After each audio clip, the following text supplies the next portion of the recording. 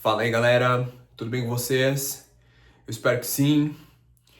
Hoje nós vamos falar sobre um assunto muito importante que pode favorecer, mas também pode prejudicar o desempenho.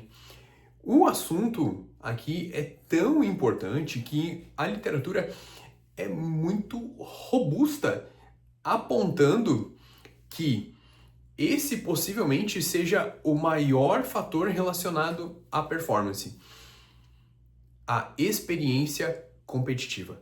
Quanto mais experiência competitiva nós temos, mais suscetíveis a ter os menores tempos de prova nós estamos. Mas óbvio que isso demanda, né, uma sucessão de experiências competitivas positivas, relevantes, que nos permitam validar, que nos permitam ajustar pontos importantes. Aqui na Iron, nós gostamos muito do modelo teórico de calendário competitivo que segmenta as provas em A, B e C, sendo A as provas alvo, na qual nós estaremos em final de ciclo e polidos para competir, as provas B, as provas de menor importância, mas que dão suporte aos eventos A da preparação, né, as provas intermediárias, e as provas C, que são aquelas provas que não vão trazer, que não vão proporcionar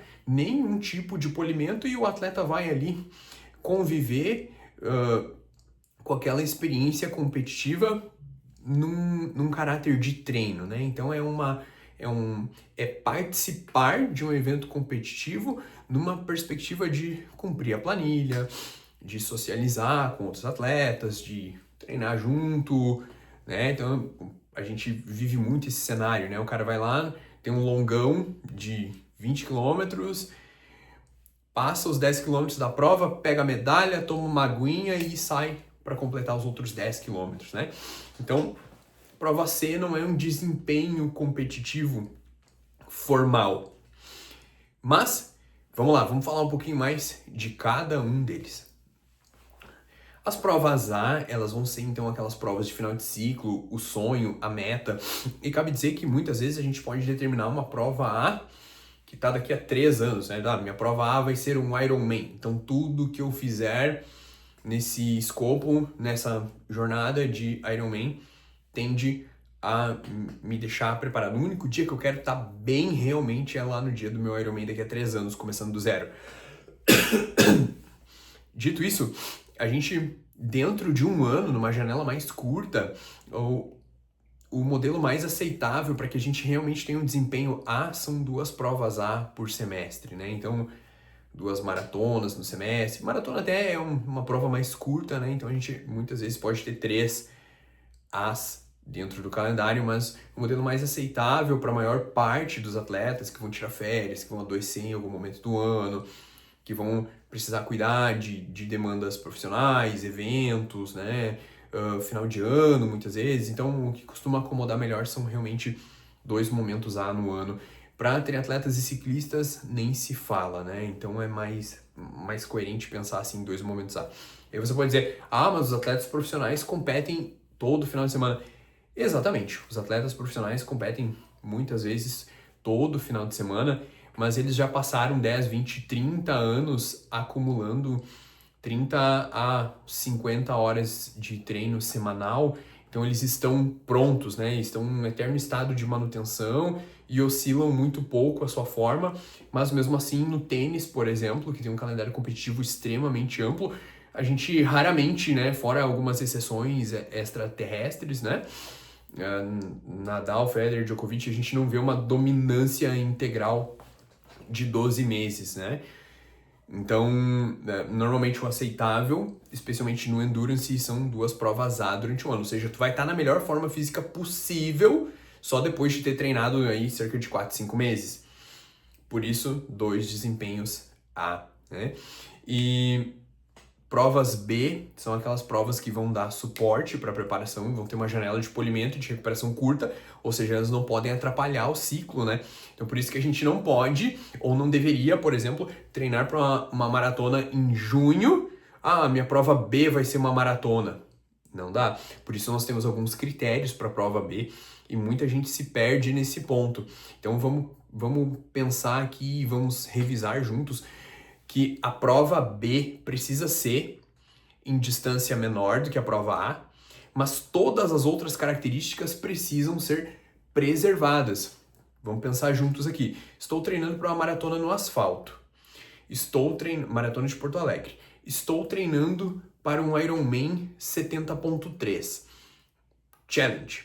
Então eu estou treinando para o Challenge. Jurerê, majoritariamente plano, altimetria baixíssima, né? Baixa inclinação nos momentos de altimetria, uma corrida 100% plana.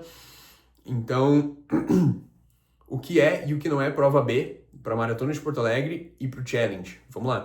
Uma corrida de 21 km na Orla do Guaíba é perfeitamente, né? Ou uma corrida aqui em Novo Hamburgo, num cenário 100% plano, é totalmente coerente com uma maratona. Então, maratona prova A, meia maratona plana, prova B. A meia maratona em trilha é uma boa prova B? Não é. Ah, mas é menor, 21 é menor do que 42, né? Metade da distância.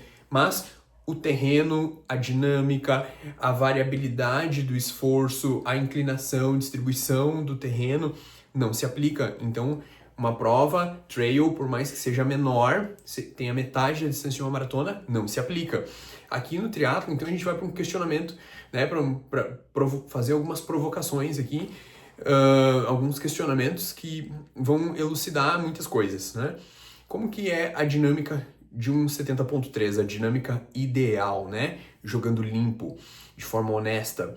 É uma natação, e a natação vai ter uma dinâmica de grupo, é uma natação no mar, é uma largada com fluxo grande de pessoas, então um triatlon menor, disputado no mar, pode ser bastante coerente. Mas por que a gente acaba, muitas vezes, numa preparação mais robusta, numa preparação mais séria, numa preparação mais coerente, evitando provas em distância menor? Porque as provas abaixo de 70.3 costumam ter circuitos pequenos, costumam ter o vácuo liberado, e isso não acontece, ou pelo menos não deveria acontecer, numa dinâmica de 70.3, numa dinâmica de Ironman, que nós vamos ter o ciclismo sem vácuo, né? Um ciclismo de contrarrelógio, sempre recebendo vento. Nós vamos ter circuitos longos, o que implica em baixa variabilidade do esforço.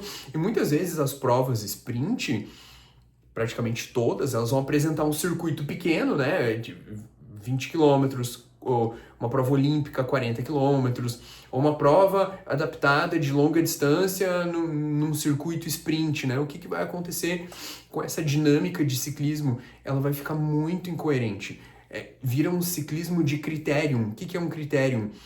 Força, estabilização em velocidade, frenagem, retomada. Então o esforço oscila muito, vira um treino intervalado, com muitos picos.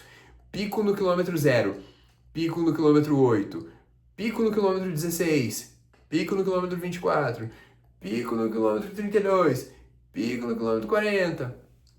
E assim a gente vai indo sucessivamente, causando um alto impacto que não tem nada a ver com pegar e fazer uma volta longa de 45 km, uma volta longa de 90 km. A dinâmica de grupo também, né, de pedalar num circuito que tem vácuo, gera alta variabilidade, porque você precisa acompanhar o grupo, né, mudanças de dinâmica, um ciclismo de média altíssima, com potência baixa, então isso implica em curvas diferentes de potência. Então por isso que muitas provas sprint, apesar de terem um terreno similar, mas é asfalto, mas é plano, mas é um triatlon no mar, não tem uma dinâmica de prova, um perfil de intensidade, um perfil inclusive postural coerente, e vale muito mais a pena você pegar seus materiais, você fazer um simulado, você mesmo fazer a natação na piscina e depois sair para um pedal longo, constante, com IF baixo, com baixa variabilidade, totalmente contra o vento, do que ir lá e participar de uma prova de triatlon que vai vai pegar você desprevenido com essa variabilidade toda, vai deixar sua musculatura muito comprometida, um estado inflamatório alto, uma carga tensional para suas articulações que não é coerente também, e não era comum quando nós vivíamos essa situação de participação em duatlons e provas de sprint,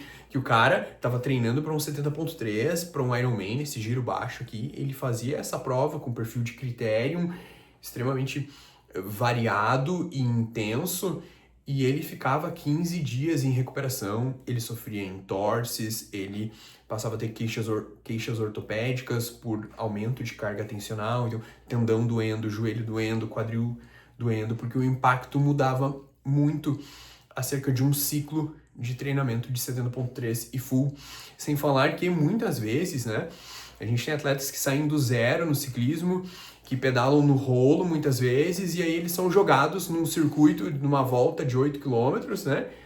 Que vai 4, volta 4, numa volta de 10 km, vai 5, volta 5, numa dinâmica de pelotão, um grupo de iniciantes, um pelotão que não sinaliza, e uma queda nessa situação aí acaba colocando a prova em xeque. Mas muito antes da prova a gente está falando de um pai, de uma mãe, alguém que tem uma rotina corporativa também, ou que tem muitos dependentes no seu círculo, que vai ficar ali acamado, impossibilitado de manter a sua rotina, né? Então a gente tem que sempre, num primeiro lugar, a gente está falando aqui num vídeo sobre calendário competitivo e coerência das provas, para que a gente tenha performance, mas a gente não pode esquecer que nós não somos, né, atletas profissionais, que vão ter 40 horas de treino, uma bagagem muito longa, que vão tolerar qualquer tipo de calendário, ou ainda que são contratualmente subjugados, né, ou colocados numa condição de, cara, você não tem opção, você vai participar dessa prova aqui, você vai fazer a prova no paralelepípedo, você vai fazer a prova na chuva, vai competir sim, sábado, domingo, segunda, terça, quarta, 21 dias ininterruptamente, né? Então a gente tem que ter muito cuidado para que a gente tenha essa coerência, para que a gente consiga, né, tá sempre conectados com o nosso objetivo aqui, que é treinar com saúde, segurança e performance também naquele dia que nós desejamos tanto. Então a escolha, quando a gente está pensando na prova B, a gente não pode pensar exclusivamente, a distância é menor, tá tudo certo. A gente tem que pensar em como é a execução, como é a intensidade, dentro dessa dinâmica de execução, o que é coerente com esse local que eu quero ir, porque a gente vai descansar 2 dias, vai fazer uma prova, talvez tenha que descansar 7, 10, 15 dias, reduzir as cargas, e isso vai estacionar a nossa preparação para a prova A. Então a quantidade de provas B é muito importante, sobretudo além da dinâmica delas, né? Então a gente precisa olhar criticamente em como essa prova é executada e, sobretudo, ainda tem a prova C, né? Ah, mas a prova C eu vou lá para fazer o meu treino. Ótimo, mas o momento que você está substituindo aí, né? Você tinha um pedal de 4 horas no domingo, você foi participar de uma prova de 10 km. Beleza, para onde que vão ir esses 90 quilômetros dentro da tua organização semanal, né? Então é muito, muito, muito importante a gente pensar com clareza, porque mesmo que, mas não vai atrapalhar essa prova C aqui, ótimo, ela não vai te atrapalhar, ela não vai te trazer prejuízo pontual, mas no todo, considerando o médio e longo prazo, será que faz sentido na preparação? Porque por mais que não me atrapalhe, no momento que eu tô aqui, eu não tô lá. No momento que eu tô fazendo isso, eu não tô fazendo aquilo. E para chegar na prova A da melhor forma possível, eu tenho que ficar muitas horas fazendo aquilo, certo? Não te esquece de ativar aqui, se inscrever no nosso canal para que tu receba todos os conteúdos como esse que eu preparei hoje, certo? Vamos pensar direitinho nesses calendários aí e executar isso com máxima coerência. Combinado? Bora!